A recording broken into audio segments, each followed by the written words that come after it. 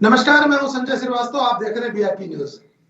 VIP news के खास programme जनसदन में आप सभी का स्वागत है। आप कह सकते हैं कि सेमीफाइनल के लिए संघर्ष का दौर जारी है।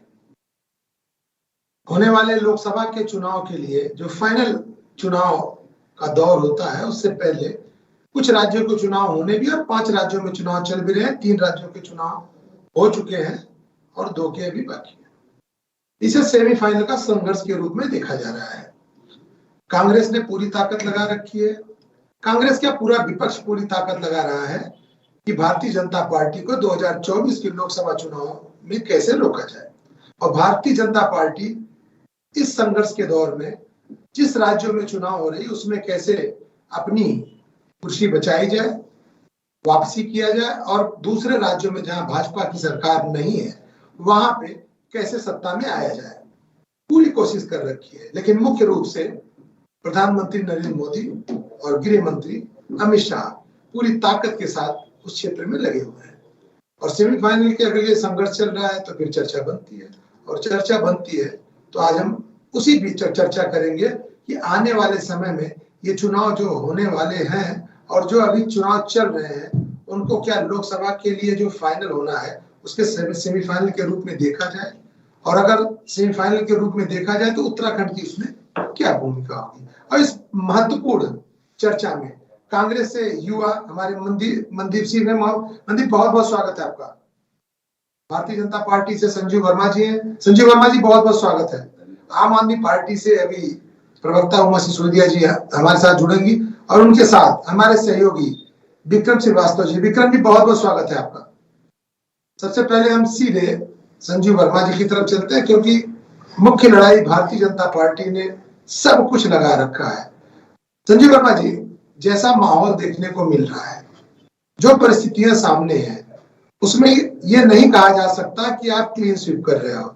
संघर्ष के रूप में देखा जाए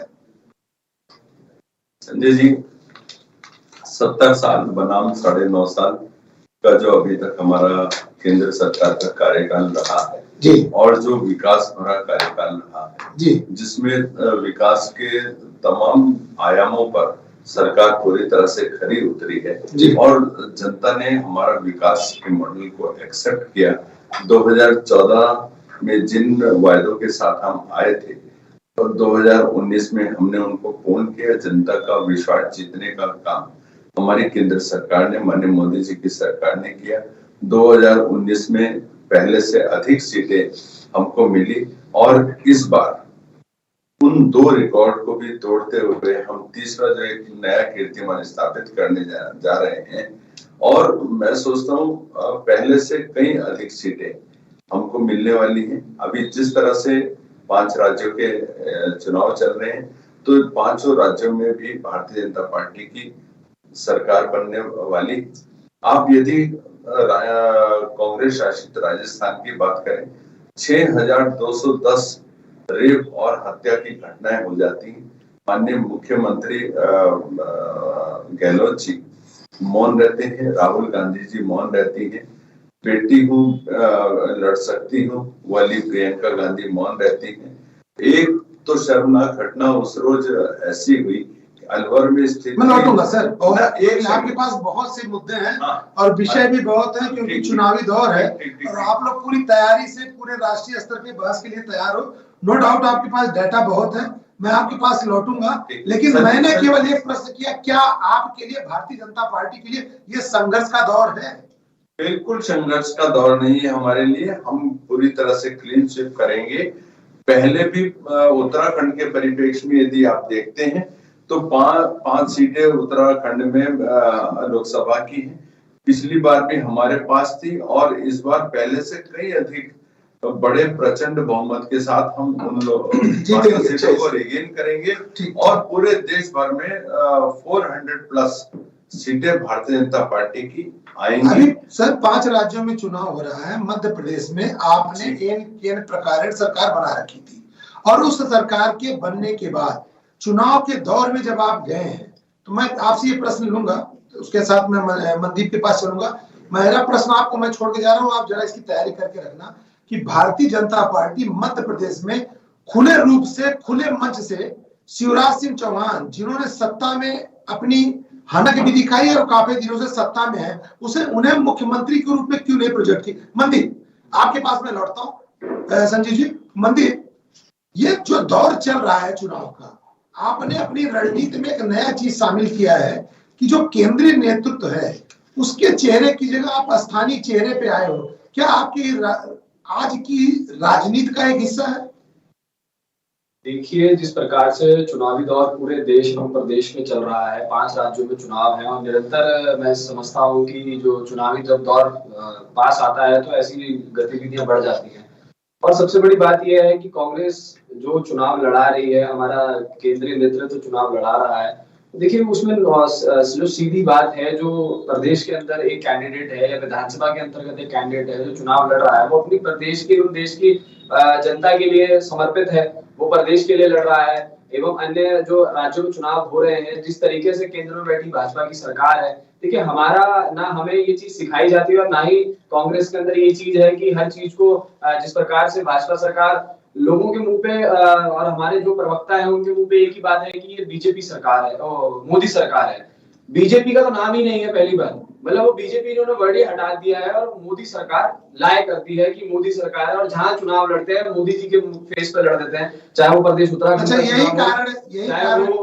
चाहे वो छत्तीसगढ़ का चुनाव हो, चाहे वो एमपी हो, कोई भी राज्य में चुनाव होता है तो ये जो सरकार है वो बीजेपी के कमल के फूल पे नहीं, ये मोदी सरकार, मोदी जी के फेस पे, मोदी जी के आप ही से तो इन्होंने अडॉप्ट किया ना, गांधी परिवार की सरकार, गांधी खानदान की सरकार। ये तो हर राज्य में जहां मुख्यमंत्री नहीं भी होते थे वहां भी कहा जाता था कि उन्हीं की इशारे पे सरकार चल रही है। तो अगर इन्होंने आपके पद चिन्हों पे चलते हुए सरकार चलाने का प्रयास किया, सरकार चला रहे, गलत किया है। देखिए, इसमें मैं आपको एक बात कहूं कि जब से मैं खुद ये चीजें सुनता आया हूं तब से मैंने एक ही बात सुनी है कि कांग्रेस की सरकार है, कांग्रेस की सरकार वहां है। हमने कभी ये नहीं कहा कि राहुल गांधी जी की सरकार है, सोनिया गांधी जी की सरकार है, इसकी सरकार है। इसमें ऐसा किसी प्रत्येक व्यक्ति का नाम कभी नहीं लिया गया। कांग्रेस की सरकार कहा जाता है, आज भी कहा जाएगा। एवं मैं कहूं कि जो राजस्थान की बात अभी हमारे प्रवक्ता गण बीच में कर रहे थे, राजस्थान के अंदर भी और जो कहा जाता है कि कांग्रेस की सरकार है। और मैं कहना चाहूंगा 5 राज्यों में जो चुनाव हो रहे हैं, देखिए इसका जो रिजल्ट आएगा वो सभी के सामने है और वो 24 के जो चुनाव लोकसभा के चुनाव है। अब बीजेपी को कहीं ना कहीं डर तो है ही, अगर डर ना होता तो आज शायद उत्तराखंड के अंदर भी 2 दिसंबर को उनको डर है नगर निगम की जो हमारे पार्षद है उनका कार्यकाल खत्म हो रहा है, उनका निकाय चुनाव सरकार नहीं करा रही है। तो ये लोग जो फोकस लोकसभा के चुनाव 2024 तक खींच रहे हैं, ये सबसे बड़ी बात है, ये सबसे बड़ा सवाल है। चलिए ठीक है, मैं लौटता हूँ आपका। विक्रम जी, कांग्रेस का करे भाजपा का डर है, एकदम खुले मन से आप भी समझते होंगे कि कांग्रेस का डर तो नहीं है कि केंद्रीय नेतृत्व का अगर हम चेहरा दिखाएंगे तो राज्य स्तर का जो चुनाव है, जो विधानसभा का चुनाव है, उसमें उतनी सफलता नहीं मिलेगी, क्योंकि कर्नाटक में भी उन्होंने केंद्रीय नेतृत्व का चेहरा नहीं दिखाया, पूरी सफलता मिली। उसके पहले भी अगर हम दिखे हिमाचल के चुनाव में भी, वहां पे भी उन्होंने किया। कई जगह इनका जो एक्सपेरिमेंट था, उस एक्सपेरिमेंट में यह सफल भी रहा कि केंद्रीय नेतृत्व से ज्यादा स्थानीय लोगों के चेहरे को दिखाकर उनका फोकस करके इन्होंने चुनाव लड़ा और सफलता मिली। तो क्या ये माना जाए ये डरे हुए हैं कि केंद्रीय नेतृत्व या राहुल गांधी या गांधी परिवार का चेहरा अगर दिखाएंगे तो सत्ता में पहुंचना मुश्किल होगा? विक्रम जी, देखिए संजय जी, पूरे चुनाव को अगर ओवरऑल देखा जाए तो इस वक्त भारतीय जनता पार्टी अपने ही जाल में फंस गई है। देखिए, पिछले अगर क्रम को देखा जाए कि दिल्ली से शुरू करते हैं, केजरीवाल सरकार ने जब बिजली पानी मुफ्त देने की बात की तो इन्होंने उसे रेवड़ी की तरह कहा कि रेवड़ी बांट रहे हैं। आज की परिस्थिति यह है कि इन्होंने जो घोषणा पत्र राजस्थान में जारी किया है, जो मध्य प्रदेश में जारी किया है, तेलंगाना में किया है, छत्तीसगढ़ में किया है, उसमें इन्होंने अपने ही जो भारतीय जनता पार्टी के अदर स्टेट में सरकार है उनको फंसा दिया। देखिए, इसके बाद 2024 का चुनाव है, उससे पहले हम उत्तराखंड का जिक्र हो रहा था, निकाय चुनाव। देखिए, निकाय चुनाव को हम लोग 1 साल पहले से मान करके चल रहे थे कि वो लोकसभा चुनाव के बाद ही राज्य सरकार उसको चुनाव को कराएगी। देखिए, रणनीति कहीं ना कहीं उसमें है कि अगर निकाय चुनाव में बड़ी सफलता अगर विपक्षी पार्टी को मिल गई तो लोकसभा चुनाव में उसका बड़ा नुकसान जो है वो मिल सकता है। तो निकाय चुनाव को तो कहीं ना कहीं एक बहाना कह सकते हैं कि ओबीसी आरक्षण का बहाना बता करके इसको खिसकाने का प्रयास किया जा रहा है, और ये लोकसभा चुनाव के बाद ही निकाय चुनाव होगा। लेकिन अगर पूरे समीकरण को आप देखेंगे, जो घोषणा पत्र है पहले 2009, जैसा अभी संजीव जी कह रहे थे कि 9.5 साल बनाम 70 साल, अगर इन 9.5 सालों को पिछले हम सालों की तुलना में देखें तो तब भारतीय जनता पार्टी के बयानों में, भारतीय जनता पार्टी की जो जनसभाएं होती थी उसमें कहने के स्टाइल में और आज के कहने के स्टाइल में फर्क आ गया है। चुनौती बहुत कड़ी मिल रही है और उसका असर सीधा दिख रहा है कि अगर 500 रुपए का गैस सिलेंडर कांग्रेस पार्टी अपने घोषणा पत्र में ला रही है तो इन्होंने उसको 450 रुपए कर दिया है। क्योंकि देखिए, कहीं ना कहीं आम आदमी से चुनाव जो होता है वो आम आदमी से जुड़ा हुआ मुद्दा होता है, और आम आदमी को जो अच्छे दिन के सपने दिखाए गए थे उसी अच्छे दिन को देखते हुए वो भारतीय जनता पार्टी की तरफ गई और पूर्ण बहुमत की 2 बार सरकार बनाई। देखिए, सवाल अलग अलग चुनाव का अलग अलग नेचर होता है। विधानसभा चुनाव में जैसा आपने कहा, हिमाचल चुनाव में भी ऐसा नहीं है कि कांग्रेस का केंद्रीय नेतृत्व नहीं था लगातार प्रियंका गांधी थी, लेकिन उन्होंने लोकल जो लीडर है जिनकी पब्लिक के अंदर जो है पब्लिक के अंदर उनका एक छवि अच्छी है उसको सामने रखा। उत्तराखंड में भी देखिए, हरीश रावत जब मुख्यमंत्री थे तो केंद्रीय नेतृत्व ने हरीश रावत को आगे रखा था। इसी तरह से उन्होंने कर्नाटक में भी अपने लोकल जो लीडरशिप है, ऐसा नहीं कि केंद्रीय नेतृत्व वहां पर नहीं था, लगातार राहुल गांधी वहां पर थे, लगातार प्रियंका गांधी थी। क्या देखिए, आपने जो स्ट्रेटेजी थी आपने उसमें बदलाव नहीं किया, कांग्रेस ने अपने आप में बदलाव किया। आज राहुल गांधी कह रहे हैं कि आप मुझे पप्पू बोलो या आप मुझे मूर्खों का सरदार बोलो, मेरी सेहत पे कोई फर्क नहीं पड़ता, मैं किसान के बच्चे को, किसान के, पूरी बात सुनिए, किसान के बच्चे को अमेरिका भेजना चाहता हूं। तो उन्होंने उसी चीज को टारगेट किया जिस चीज को टारगेट करके भारतीय जनता पार्टी सत्ता में पहुंची। अपनी कमजोर नस को उन्होंने मजबूत किया है। चाहे वो सोशल मीडिया हो, चाहे वो छवि सुधारने का प्रयास हो। जी। आज कहीं ना कहीं बड़ी चुनौती मिल रही है और इस चुनौती को खुद भारतीय जनता पार्टी समझ रही है। चलिए, संजीव वर्मा जी, विक्रम जी ने बड़ी सही और सीधे शब्दों में कहा कि जिस चीज का आप विरोध करते थे, जिसकी लड़ाई आप लड़ते थे, आपने दिल्ली पे आरोप लगाया कि मुफ्ती रेवड़ियां बांटी गई, बिजली फ्री में दिया गया, शिक्षा फ्री में दी गई। आज उन्हीं के सहारे आप सत्ता के शीर्ष पे पहुंचना चाहते हो। आपने जितने घोषणा पत्र जारी किए हैं सब में आपने मुफ्त का एक जो दिखाया सपना कि मुफ्त में ये मिलेगा, मुफ्त में ये मिलेगा, और दूसरी तरफ जो दूसरी पार्टियां हैं वो आरक्षण की लड़ाई लड़ रही है। तो क्या ये माना जाए कि सत्ता पाने के लिए आपने अपनी नीति के साथ समझौता करते हुए उन्हीं पद चिन्हों पे चल रहे हैं जिससे विपक्ष चलता था? संजीव वर्मा जी। संजय, देखिए, सबका साथ, सबका विकास, सबका प्रयास, इस ध्येय वाक्य के साथ हमारी केंद्र की और राज्य की सरकारें चल रही हैं। और एक जो गरीब उत्थान और गरीब कल्याण का जो एक ध्येय लेकर माननीय प्रधानमंत्री श्री मोदी जी चले हैं, और जिस तरह से 80 करोड़ लोगों को लगातार भोजन उपलब्ध कराना हो, चाहे आवास योजना का लाभ देना हो, चाहे उज्ज्वला योजना का लाभ देना हो, हर घर नल की व्यवस्था करनी हो, बिजली की व्यवस्था करनी हो, जितनी मूलभूत आवश्यकताएं हैं उनकी पूर्ति करने का काम हमारी केंद्र सरकार भी कर रही है, राज्य की सरकारें भी कर रही हैं। उत्तराखंड में यदि आप देखते हैं, पर उत्तराखंड को पूरी तरह से पलायन मुक्त करने के लिए जिस तरह से 2.5 लाख करोड़ का जो निवेश लाकर हर हाथ को काम और पूरी तरह से उत्तराखंड को पलायन मुक्त करने की दिशा में हम लोग बहुत तेजी के साथ आगे बढ़ रहे हैं। आप इन सारी चीजों को इससे जोड़ के देखिए कि हम जो हमारा लोअर सेक्शन है, जो हमारा गरीब वर्ग है, हम देश के साथ एक न्याय करते हुए उन वर्गों को उठा के एक तरह से ऊंचे प्लेटफॉर्म पर लाने का जो हमारी सरकार के द्वारा जो लगातार प्रयास हो रहा है। अभी आप गैस की बात कर रहे हैं, आज की तारीख में 615 रुपए का जो सिलेंडर उज्ज्वला उपभोक्ता जितने भी हैं उनको आज भी उपलब्ध हो रहा है। और कांग्रेस पार्टी के भूपेश बघेल जी जब यहाँ पर 2022 के चुनाव में आए थे उन्होंने यहाँ पर बोला कि हम 500 रुपए का सिलेंडर देंगे उत्तराखंड में। तो आपकी सरकार तो 5 साल से छत्तीसगढ़ में चल रही थी। आप छत्तीसगढ़ के लोगों ने कोई गुनाह किया था क्या? यदि आप यहाँ पे उत्तराखंड में आके घोषणा कर सकते हैं तो आपने छत्तीसगढ़ में क्यों नहीं करी? वर्मा जी देखिए, यही सवाल है जो आप बोल रहे हैं ना, क्योंकि यही तो सवाल है जो आपसे पूछा जाएगा। आपकी पार्टी ने अपने ही मुख्यमंत्रियों को फंसा दिया।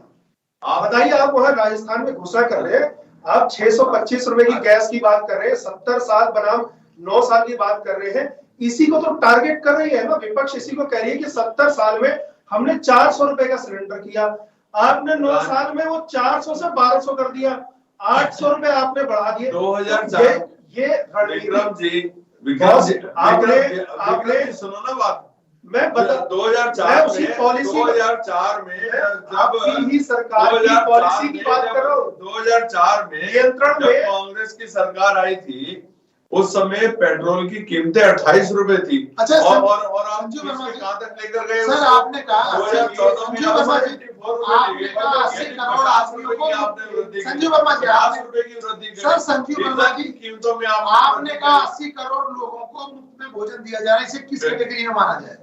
क्या 80 करोड़ लोगों को मुफ्त में भोजन दिया जा रहा है, इसे किस राशन दिया जा रहा है, इसे किस कैटेगरी में माना जाए? इसे उनके सम्मान में माना जाए, उन्हें प्रोत्साहित करने के लिए माना जाए, या जो आप एक भाषा यूज करते हैं कि मुफ्त की रेवड़ियां, उसमें माना जाए? देखिए, मैंने पहले शब्द इस्तेमाल किया गरीब उत्थान, गरीबों का उत्थान के लिए, क्योंकि कोरोना रोजगार क्यों नहीं दे देते? कोई स्वरोजगार की व्यवस्था क्यों नहीं बना देते? कोरोना के काल में जिस समय त्राही मची हुई थी, न रोजगार था, न हाथ में किसी के पैसा था, न एक लोगों की जो क्रय शक्ति वो भी एक तरह से जीरो हो गई थी। तो ऐसे समय में कोई भी व्यक्ति भूखा ना सोए, इस चीज का ध्यान करते हुए माननीय प्रधानमंत्री जी ने जो देश का गरीब वर्ग है 80 करोड़ लोगों को मुफ्त में राशन, जो अन्न की योजना थी वो देने का काम किया, और जो अभी अगले 5 साल तक भी जारी रहने वाली है। हम कांग्रेस की तरह गरीबी हटाओ का नारा नहीं देते। इन्होंने तो गरीबी हटाओ का नारा दिया था, गरीबी हटा दिए। इन्होंने हम दो हमारे दो का नारा दिया था, एक वर्ग को बोलते रहे हम दो हमारे दो, दूसरे को खुली छूट दे दी 4 बीबी 44 बच्चे। अरे भैया, एक स्टैंड पे रहो ना। आप राजस्थान में हिंदुओं के जितने जलसा जुलूस होते हैं, चाहे रामनवमी का जलसा जुलूस हो, चाहे हनुमान जयंती का हो, हर एक के ऊपर पथराव होते हैं, हर एक के ऊपर हमला होता है। और ये समय की बाध्यता होती है, समय की बाध्यता होती है संजीव वर्मा जी, समय की बाध्यता होती है, उनके साथ खड़े हो जाते हैं, ठीक, उनको आश्रय देने के लिए खड़े हो जाते हैं। धन्यवाद संजीव वर्मा जी, सर तन से जुड़ा वालों के साथ खड़े हो जाते हैं, तुष्टीकरण की राजनीति करने के लिए खड़े हो जाते हैं, तुष्टीकरण की राजनीति के लिए खड़े हो जाते हैं। मैं तो कहता हूँ सबका साथ सबका विकास और सबका प्रयास के साथ आप चले, हम तो सबके साथ हैं, हम तो। धन्यवाद संजीव वर्मा जी, धन्यवाद विक्रम श्रीवास्तव जी, धन्यवाद मनदीप जी। देखते रहिए बीएपी न्यूज। आपकी घड़ी बंद है क्या?